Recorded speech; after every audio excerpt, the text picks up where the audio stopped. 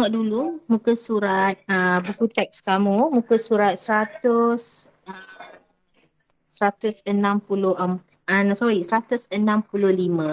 Okey. So kita lihat dekat sini, kita tengok sikit penerokaan unsur dalam alam kita. Okey.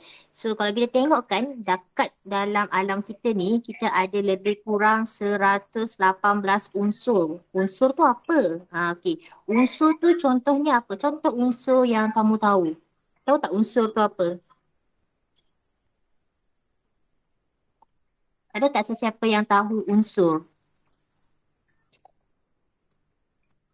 Okey, kamu pernah dengar tak istilah emas? Pernah dengar tak emas? Nah, Pernah dengar tak karbon? Pernah. ya. Besi, karbon, besi. Lagi apa lagi? Logam. Logam. Tapi logam tu jenis bahan kan? Jenis bahan logam. So kalau apa yang contoh logam? Contoh logam macam besi, aluminium, magnesium, kan? Okay. Semua tu adalah kita panggil dia sebagai unsur. Okay. So nanti bila kita masuk tajuk esok kita akan bincang tentang jadual berkala unsur moden. Okay, jadual berkala unsur moden. So kita akan belajar tentang 118 unsur yang ada dalam jadual berkala unsur. Okay. So contohnya macam ni kan dia kata tingkap bangunan pencakar langit dekat Malaysia ni yang kita nampak gambar dekat. Sekejap ya, saya besarkan sedikit paparan. Okey, yang ini. Kan tingkap ni yang dekat bangunan tinggi-tinggi tu. So biasanya kita diperbuat daripada kaca. So selain daripada tingkap, apa lagi rasa-rasa kegunaan kaca yang lain? Kan? Okey. So biasanya yang ketiga kita tengok. Kalaulah kita sakit, doktor ni biasanya dia akan merawat dan memberikan ubat yang sesuai kepada kita. So, andai katalah ubat-ubat tu kita makan tanpa preskripsi ataupun daripada konsultasi daripada doktor. So, ada kesan ke tak ada kesan? Ada. Dia akan beri kesan kepada kita dan dia juga boleh menyebabkan kita salah guna ubat-ubat tersebut. Kita boleh dikatakan penyalahgunaan dadah sebab ubat-ubat yang diberikan oleh doktor tu adalah sejenis dadah juga kan?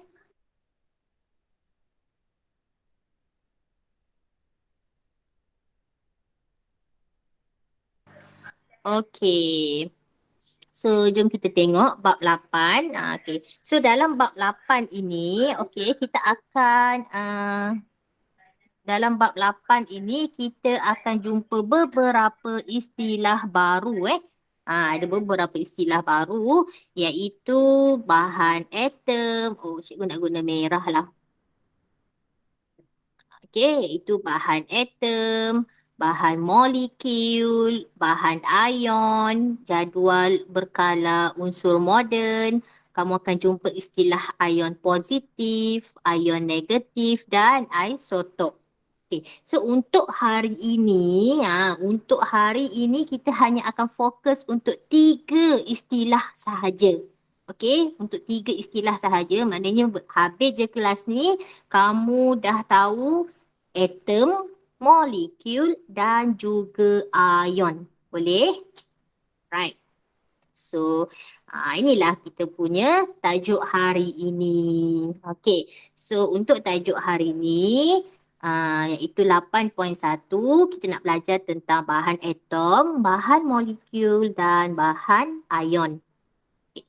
Jadi, kita tengok dekat sini. Kita tengok dekat sini kriteria kejayaan. Ada 4 kriteria kejayaan. Yang pertama, kamu dapat menyatakan 2 daripada 3 jenis zarah. Apa jenis zarah tu? Okey, jenis zarah tu yang 3 tadi iaitu atom, molekul dan ion. So kalaulah soalan tanya, apakah jenis zarah bagi air? Apa jenis zarah bagi air? Kamu pernah terfikir tak air yang kita minum tu dia terdiri dari satu jenis zarah. Itu yang kita nak belajar tentang tajuk bab 8 ni. So kamu rasa-rasa kan air tu dia bahagian mana? Atom ke, molekul ke, ion?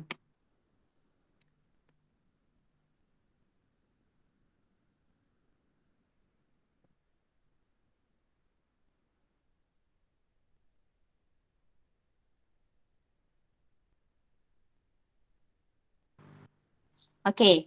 Air yang kita minum ni, kan? Kamu mesti minum air masak kan? Contoh air masak lah.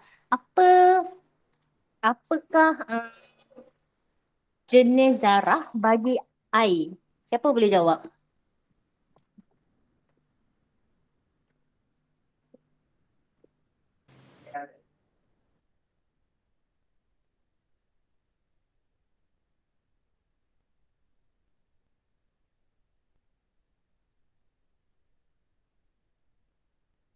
Likul. Okey, ada yang kata air itu adalah molekul. Pandai pun. Betul lah tu. Air itu adalah molekul. Okey, emas. Nita mesti tengah pakai rantai tangan ke, cincin ke. Betul tak? Tak pernah pakai. Okey, salah teka lah pula. Alright, tak apa dah pakai. Biasanya kalau orang perempuan ni kan dia suka pakai apa nama cincin silver tu lah, cincin emas. Okey, saya cikgu nak tanya, emas tu pula dia kategori apa? Atom ke, molekul ke, ion ke? Atom. Atom. Wow, terrornya Jamal. Very good. Okay. Lagi satu. Last. Okay. Garam kalau makan mesti, kalau makan pula, kalau masak, mesti mak awak akan letak garam sikit kan dalam masakan supaya rasa sedap. Okay, actually, garam tu pun dia sejenis bahan kimia. So, kalau dia sejenis bahan kimia, apa jenis zarah yang ada untuk garam? Tahu tak? Ha, Agak-agak lah kan, garam tu apa? Atom ke? Molekul ke? Ion ke? Ion. Ion. Wow, terrornya semua orang pagi ni. Oh, baru 2 hari. Apa? Uh, lagi-lagi nak cuti ni lagi terror kan. Okey. So kamu dah boleh tahu jenis zarah. So zarah ni ada 3 jenis iaitu atom, molekul dan ion. Okey, kriteria kejayaan yang kedua, kamu dapat menyatakan maksud. Tadi kamu dah tahu zarah ni ada 3 kan? Atom, molekul dan ion. And then kamu kena tahulah apa maksud atom, maksud molekul, maksud ion. Okey, jangan risau. Ini kita akan lihat sebentar lagi. And then, menyatakan sekurang-kurangnya 2 contoh bagi atom, molekul dan ion. So, tadi cikgu tak risau sebab kamu dah boleh boleh kelaskan kan? Macam cikgu tanya, air tu apa? So kamu kata molekul. So, kamu tahulah contoh untuk molekul. Cuma, tadi kamu bagi 1 contoh ataupun tu cikgu menyatakan kamu kelaskan. So at the end, selepas kelas kita, cikgu harap kamu dapatlah bagi at least 2 contoh bagi setiap jenis zarah. Okey, yang keempat, kriteria kejayaan yang keempat, kamu boleh mengelaskan. Okey, bahan. So nanti cikgu akan bagi 9 bahan. Okey, dan kamu kelaskan 6 daripada 9 itu mengikut jenis zarah dengan betul. Kalau kamu boleh kelaskan bahan dengan betul, maksudnya kamu dah faham apa yang cikgu nak ajar hari ni. Okay? Alright. So, jom kita tengok. Kita tengok balik asas jirim. Okay, so asas jirim kalau macam manusia, cikgu besarkan sikit ya. Okay, kalau macam unit asas benda hidup ni adalah sel. Betul tak? Maknanya kalau semua organisma, unit asas organisma ni adalah sel. So maknanya daripada sel lah boleh menjadi tisu, boleh menjadi organ, boleh menjadi sesuatu sistem dalam badan kita. Itu kalau organisma. Tetapi untuk jirim, Okey, untuk jirim, uh, unit asas dia adalah zarah-zarah yang halus. Okey, zarah-zarah yang halus. Okey, sebenarnya kamu faham tak maksud jirim? Macam mana kita nak kenal pasti sesuatu bahan itu jirim atau bukan jirim? Siapa yang dah lupa?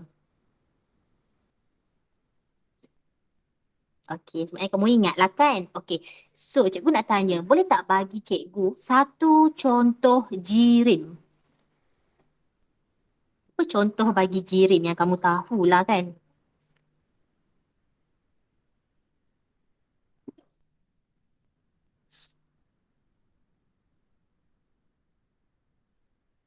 Boleh tulis dekat ruangan komen kalau tak nak apa on mic satu contoh jirim.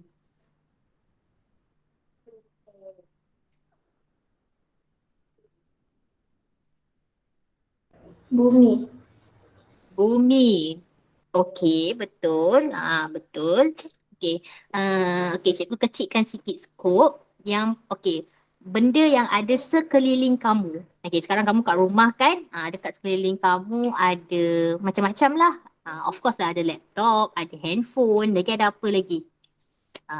Ada apa lagi? So, daripada objek di sekeliling kamu ataupun benda di sekeliling kamu, yang mana adalah jirim?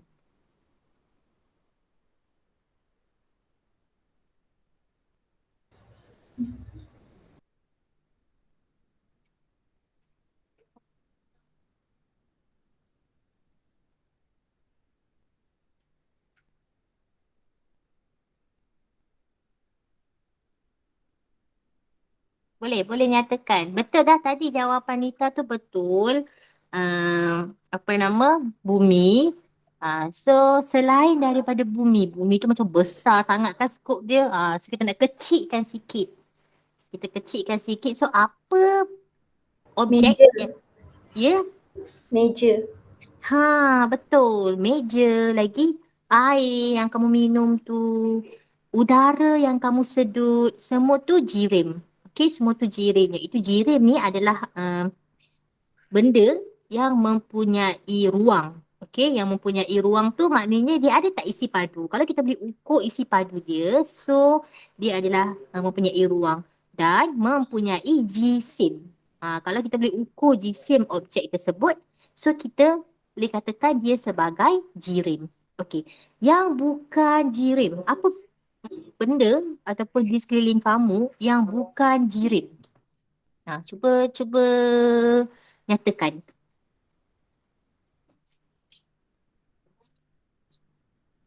Agak-agak lah kan apa benda lah yang bukan jirim ni yang kita tak boleh nak ukur jisim dia.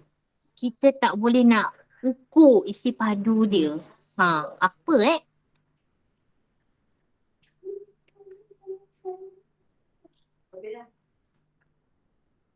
Surrender ke? Okey, kalau surrender cuba angkat tangan surrender. Okey, Jamal cepat dia angkat tangan. Alright, Jamal surrender. Nita, Nita still lagi nak mencuba. Okey, so contoh bukan jirim. Okey, contoh bukan jirim ni dia tak banyak. Okey, so for example tenaga elektrik. Okey, tenaga elektrik tu kita tahu. Uh, Dia memang ada lah sebab kita boleh tengok lampu menyala kan. Tapi kita tak boleh nak sukat. Kita tak boleh nak ukur dia punya jisim kan. Kita tak boleh nak ukur jisim tenaga elektrik. Kita tak boleh nak ukur isi padu tenaga elektrik. So tenaga elektrik tu dia adalah contoh bukan jirim.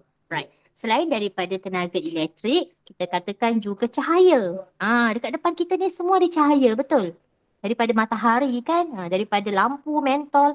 So cahaya pun actually dia bukan jirim. So kita tak boleh nak kelaskan cahaya tu apa? Atom ke, molekul ke, ion? Tak boleh. Alright? Okay, so jom kita tengok apa maksud atom, molekul dan ion. Okey, so jom kita tengok dulu untuk atom. Okey, cikgu nak minta Jamal tolong bacakan maksud atom. Boleh? Boleh. Okey, Jamal. Atom ialah zarah yang paling kecil di dalam sesuatu unsur. Atom ialah unit paling asas dalam unsur. Okey, betul Okey. So atom ni adalah zarah yang paling kecil di dalam sesuatu unsur dan atom ini ialah unit paling asas dalam unsur. Okey. So maknanya dia ada satu jenis sahaja. Manakala molekul. Alright, siapa boleh bacakan molekul? Cikgu minta Nita boleh. Kita ada 4 orang je kan dalam ni. So kita take lah 4-4 orang kita. Okey Nita, cuba bacakan maksud molekul. Molekul ialah gabungan dua atau lebih atom secara kimia.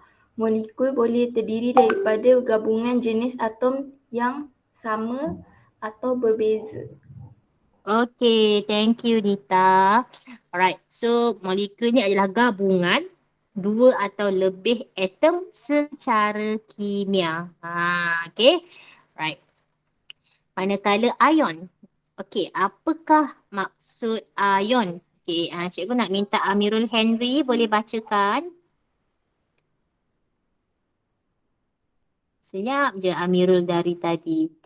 Amirul masih bersama dengan cikgu ke? Ion. Ion, yes. Ion ialah zarah-zarah yang bercas sama ada positif atau negatif. Ion terbentuk Okey. Ion terbentuk. apabila sesuatu atom menderma atau menerima elektron. Okay, thank you so much. Okay, jadi kalau kamu tengok dekat paparan skrin itu adalah maksud. Okay, yang cikgu highlight itu, okay, yang saya highlight ini adalah maksud. Okay, maksud bagi atom, maksud bagi molekul, maksud bagi ion. So, kamu jangan nak hafal panjang-panjang semua sekali. Kita ambil yang penting sahaja, iaitu cikgu ulang lagi sekali. Atom ialah zarah yang paling kecil. Kamu ingat keyword dia paling kecil di dalam sesuatu unsur. Dia ada satu jenis je. So, kalau macam logam, aluminium, dia ada satu jenis sahaja. Dia punya unsur zarah dia. Okey, manakala molekul dia adalah gabungan dua atau lebih atom. Keyword dia dekat sini gabungan dua atau lebih atom secara kimia. So maknanya dia mungkin ada dua jenis atom, satu besar, satu kecil. Satu biru, satu merah. Nampak? Warna yang berbeza tu menunjukkan jenis atom yang berbeza. Itu adalah molekul. Manakala ion, kalau kamu nak tahu ion ni dia mesti bercas. Okey, dia mesti bercas. Sama ada positif, negatif. Okey, positif, negatif. So kalau ada nampak simbol tambah tolak, itu mesti ion. Okey, so boleh faham ke setakat ni yang cikgu terang? Kalau faham, boleh. Okey, thank you Nita. Okey, kita tengok pula secara detail apakah itu atom. Okey, so nampak tak belon yang berwarna-warni ni, biasanya belon ni kita berisi dengan gas helium. Okey, kita berisi dengan gas helium. So, macam mana kita nak tengok atom helium? Ini adalah atom helium. Okay, so atom helium ni dia ada, kalau kamu tengok saiz dia sama besar, cuma dia susun jarak-jarak. Kenapa dia susun jarak-jarak? Sebab helium ini dalam bentuk gas. Okey, dalam bentuk gas. Jadi kita tahu gas ini susunan dia adalah jarak-jarak. Dia takkan duduk rapat-rapat. Kalau macam emas, okey, kamu tengok ni adalah logam emas. Okey, cuba tengok susunan zarah. Okey, ni adalah susunan zarah untuk emas. Okey, susunan dia macam mana kalau kamu tengok? Padat. Ya, betul. Padat. Sebab apa padat? Sebab emas ni, cuba tengok. Emas ni dalam keadaan pepejal. Bila dia dalam keadaan pepejal, so susunan zarah bagi atom emas pun padat, rapat-rapat. Okey.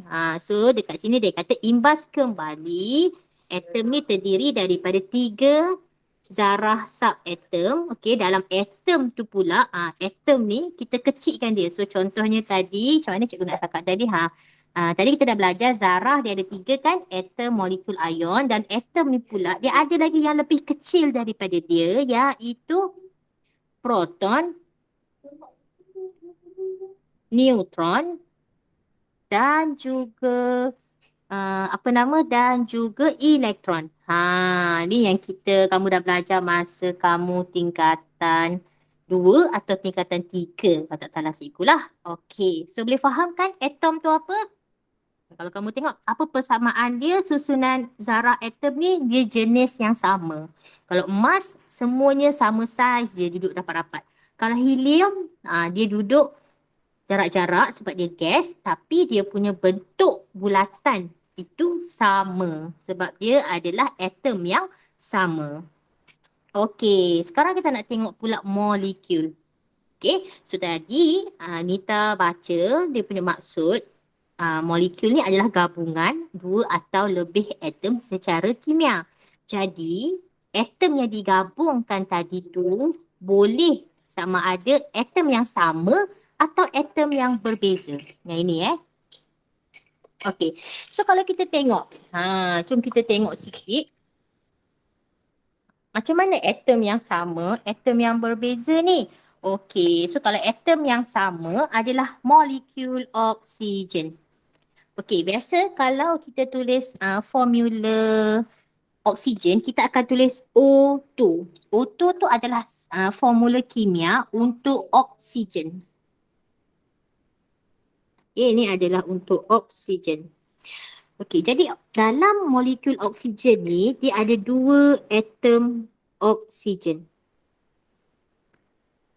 Okey, dia ada 2 atom oksigen. Sebab tu kita lukis dia 1, 1, 1, 1, 1, 1, 1, 1. So dalam satu ni, ini kita kata satu molekul. Maknanya satu molekul oksigen ni macam ni. Ini satu molekul. Okey. Okey. So satu molekul 2 atom yang sama. Alright. So dekat udara ni ada banyak lah kan molekul oksigen. Okey. So kita tengok pula ada air laut dekat situ. Okey, ada air laut. So, air laut. So dalam air laut ni ada molekul air. Okey. Air ni formula kimia dia H2O. Pernah dengar tak H2O tu? Nah, Kan biasa dengar. So sebenarnya H2O tu apa? Okey, dalam molekul air dia ada 2 jenis atom. Okey, dia gabungan daripada 2 jenis atom iaitu atom hidrogen. Okey, dan juga atom oksigen. So kalau kita lukis dia macam ni lah. Molekul air ni. Ada satu. Okey, cikgu nak guna pen warna berbeza lah. Okey, yang ini biru boleh nampak kan? Okey. So yang merah ini adalah atom oksigen. Kan oksigen ada satu je. Yang biru ini adalah hidrogen. Sebab tu dah dia ada 2 hidrogen. Okey, so dia akan bergabung. Dia akan bergabung duduk rapat-rapat melekat-lekat macam satu kumpulan. So, yang cikgu lukis ini adalah molekul air. Boleh faham? boleh. Boleh. Okey, sekarang kita tengok pula untuk ion. Okay, cikgu padam sikit yang ini. Okey, so sekarang kita nak tengok ion. Macam mana ion ni boleh terbentuk? Jadi ion ini dia boleh terbentuk daripada tindak balas antara unsur logam dengan unsur bukan logam. Okey, apa contoh unsur logam? Okey, unsur logam seperti aluminium. Allah, salah eja pula. Aluminium. kemudian natrium. Okay, so itu adalah contoh logam lah, magnesium. Okay, jadi apabila contoh macam cikgu ambil aluminium, okay, aluminium ni, natrium. Natrium cikgu tindak balaskan dengan gas klorin. Klorin tu adalah bukan logam. Jadi dia akan membentuk satu bahan ion yang kita panggil sebagai natrium klorida. So, natrium klorida ni, tahu tak natrium klorida tu apa? Tiap-tiap hari makan natrium klorida. Tahu tak natrium klorida tu apa? Kalau tak ada natrium klorida, habislah mak kamu masak kat dapur tu kena marah kan sebab tak sedap. Okey, cuba teka natrium klorida tu apa? Garam. Yes, betul. Natrium klorida iaitu NaCl, formula kimia dia. Ini adalah garam, garam masakan tu. Okey. So natrium klorida ni dia sebenarnya adalah ion. Jadi kalau kita tengok, ni kan. Okey, so kalau kita tengok, dia mempunyai ion positif yang color hijau tu dan ion negatif yang color purple. So itulah susunan zarah untuk ion. Dia ada positif negatif, positif negatif. Okay, alright. So kat sini pun dia dah sebut kan natrium, ion natrium dan ion klorida tu adalah garam biasa. Okay, so sekarang cikgu nak ajak kamu tengok kewujudan unsur dalam pelbagai bentuk. Okay, so masa kamu tingkatan 1 dulu, kamu dah pernah belajar kan jadual berkala unsur moden. Ingat lagi tak? Kalau tak ingat, pergi flashback balik.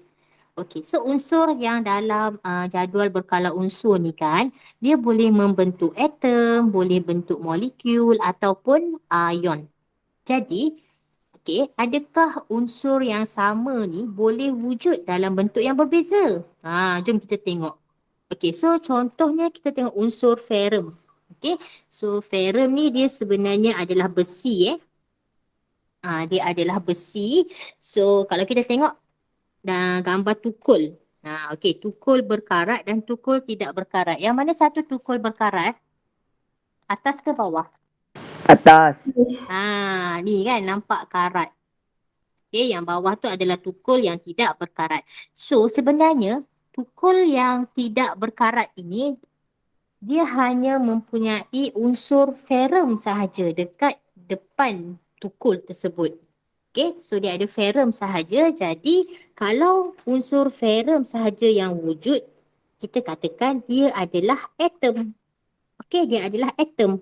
Tetapi untuk tukul yang dah berkarat, dia ada tambahan. Okay, dia ada tambahan ion lain. Okay, sebab apa? Sebab besi dia akan terdedah dengan oksigen, terdedah dengan air. Lama-lama dia akan membentuk karat. So, okay, so kalau kita tengok susunan zarah untuk ferrum yang berkarat tadi tu, kita nampak macam berbeza kan, dia ada positif, negatif. Jadi kita katakan unsur ferrum tadi tu dia akan wujud dalam bentuk ion. Kalau dia dah berkarat dia akan wujud dalam bentuk ion. Sebab apa? Sebab dia dah ada tindak balas. Okay, ferrum ini dia setelah bertindak balas dengan oksigen dan air. Okay, ferrum tadi tu dia dah bertindak balas dengan oksigen, dengan air. That's why yang dia membentuk karat. Okay. Mai tak boleh masuk Google Meet.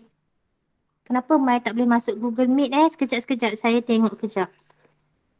Mai dia tak guna ni dia tak guna account. Tak ada orang request untuk masuk.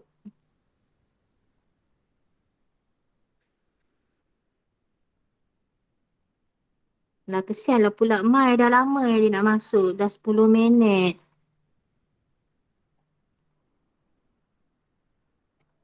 Suruh Mai guna akaun MOE kalau dia boleh guna akaun MOE, kalau dia guna akaun MOE sepatutnya tak ada masalah.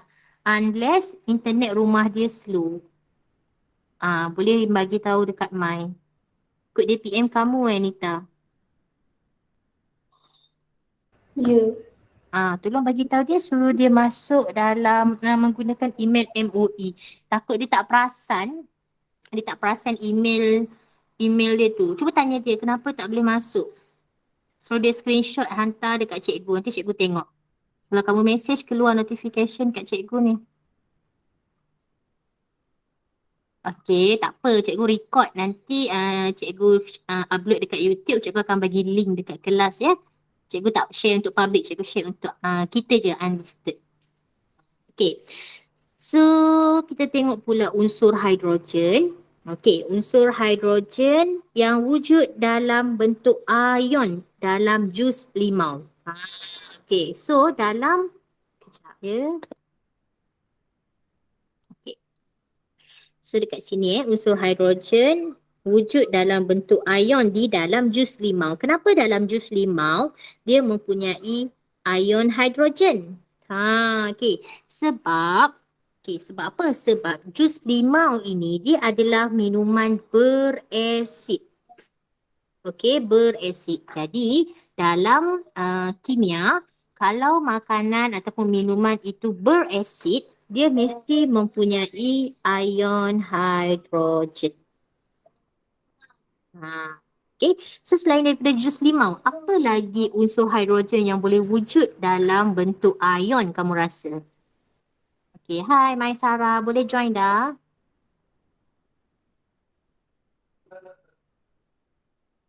Dah, okey, Alhamdulillah. Tak apa, Mai. Nanti cikgu akan share rakaman yang awal-awal tadi. Nanti Mai boleh tengok ya dekat link yang cikgu akan share selepas ini. Okey. So, itu adalah ion hidrogen. Manakala unsur hidrogen ni juga dia boleh wujud dalam bentuk molekul. Okey, kalau dekat udara, hidrogen dekat udara ni dia dalam keadaan molekul iaitu yang kita guna simbol H2. Okey, H2. So, inilah molekul hidrogen. Ini adalah lukisan ataupun lukisan zarah untuk molekul, lukisan molekul hidrogen. Okey. Kalau dia dalam keadaan ion, okey macam ni ini adalah ion hidrogen. Ion hidrogen ini charge dia adalah H positif. Menunjukkan dia adalah charge positif. Okey, boleh ke faham setakat yang saya terang tu?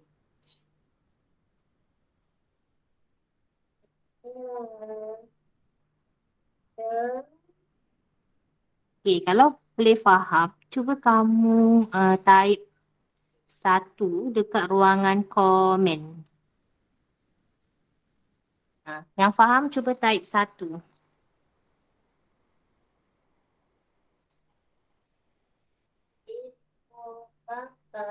Okey, Nita faham. Thank you. Lagi? Yang lain? Okey, Jamal pun faham. Yang lain?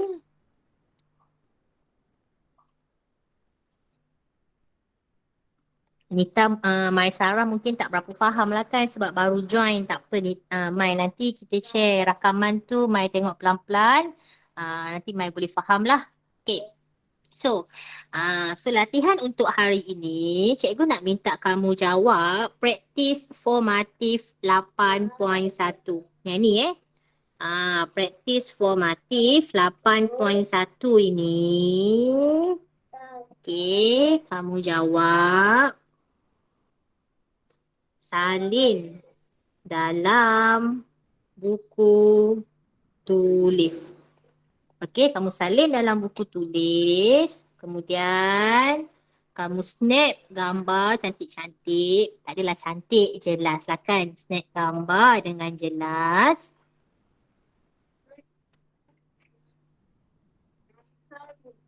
Okey, then kamu hantar ke Telegram 4 Sufi. Boleh tak? Ada soalan nak tanya tak?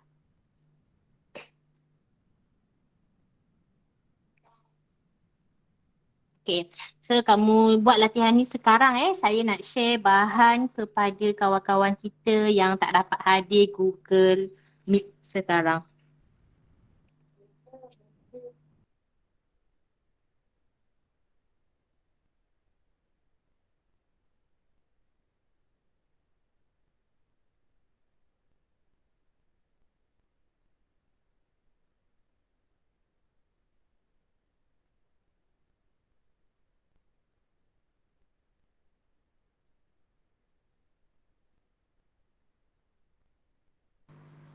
Okay, saya paparkan semula soalan tadi. Lupa pula saya pergi padam soalan tu.